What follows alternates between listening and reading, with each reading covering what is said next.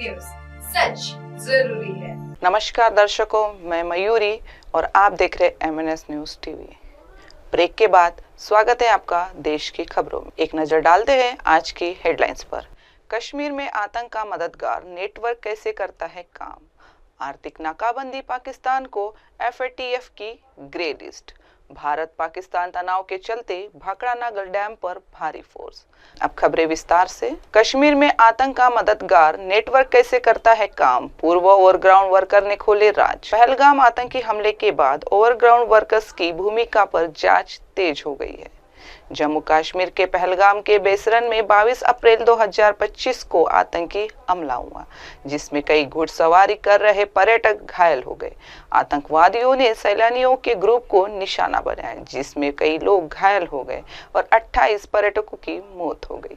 दरअसल कश्मीर में कई ऐसे इलाके हैं जहां पर आतंकवादी छुपे रहते हैं और नजर नहीं आते। पहलगाम उन स्थानों में से एक है। यहाँ पर पर्यटक बड़ी संख्या में पहुँचते हैं, खासकर जब बर्फबारी होती है तो सैकड़ों की तादाद में पर्यटक यहाँ आते हैं। आतंकियों को पकड़ने के लिए सुरक्षा बलों ने सर्च ऑपरेशन शुरू कर दिया है। एक पूर्व OGW ने दावा किया कि बिना ओवरग्राउंड वर्कर के सपोर्ट के कश्मीर घाटी में कोई आतंकवादी हमला नहीं हो सकता। उसने बताया कि सोशल मीडिया के जरिए भर्ती कर OGW को सुरक्षा बलों की जानकारी देने और आतंकियों को तक खाना पहुंचाने जैसे काम सौंपे जाते हैं। बढ़ते अगली खबर की ओर। आर्थिक नाकाबंदी पाकिस्तान को FATF की ग्रे लिस्ट में डालने की कोशिश में जुटा भारत। पहलगाम टेरर अटैक के बाद भारत पाकिस्तान की आर्थिक नाकाबंदी मजबूत करने में जुट गया है। वित्त मंत्री इटली के मिलान शहर में ADB की 58वीं सालाना मीटिंग में शामिल होने के लिए 4 से 7 मई तक विशेष विदेश यात्रा पर है। वित्त मंत्री ने इस बात पर जोर दिया कि ADB से पाकिस्तान को जो वित्तीय मिलती है उसमें कमी की जानी चाहिए। पाकिस्तान टेररिज्म को बढ़ावा देने की हरकतों से बाज नहीं आ रहा। आयात निर्यात पर रोक लगाने के बाद भारत ने सोमवार को एशियन डेवलपमेंट बैंक से कहा कि वह पाकिस्तान को जो वित्तीय सहायता देता है उसे घटाया जाए, जिससे आतंकवादियों की शरणस्थली पर चुके इस देश को सबक सिखाया जा सके। वित्त मंत्री निर्मला सीतारमन की ADB प्रेसिडेंट मसातो कांडा के साथ इटली में हुई मीटिंग में यह मुद्दा उठा। सूत्रों ने बताया कि भारत अपने पड़ोसी की हरकतों को देखते हुए उसे एक बार फिर से fine national action task force की ग्रे लिस्ट में भेजने की रणनीति भी बना रहा है, जिससे अंतर्राष्ट्रीय संस्थाओं से उसे मदद मिलना मुश्किल हो जाए। अब बढ़ते अगली खबर की ओर। भारत पाकिस्तान तनाव के चलते भाखड़ा नागल डैम पर भारी force. Punjab Haryana high court में बोले भागवत मान। पंजाब में आम आदमी पार्टी की सरकार ने एक बड़ा कदम उठाया था। उन्होंने 1 मई को नागल बांध और उसके कंट्रोल रूम पर पुलिस बल तैनात कर दिया था। एक DIG रैंक के अधिकारी को इस पुलिस बल का नेतृत्व करने के लिए भेजा गया था। ऐसा इसलिए किया गया क्योंकि हरियाणा के साथ पानी को लेकर विवाद चल रहा था। अब पंजाब सरकार ने इस बारे में सफाई दी है। पंजाब सरकार का कहना है कि उन्होंने ये कदम इसलिए उठाया क्योंकि भारत और पाकिस्तान के बीच तनाव बढ़ गया था। यह तनाव पहलगाम में हुई आतंकी घटना के बाद और बढ़ गया था। सरकार का मानना था कि बांध की सुरक्षा करना जरूरी है।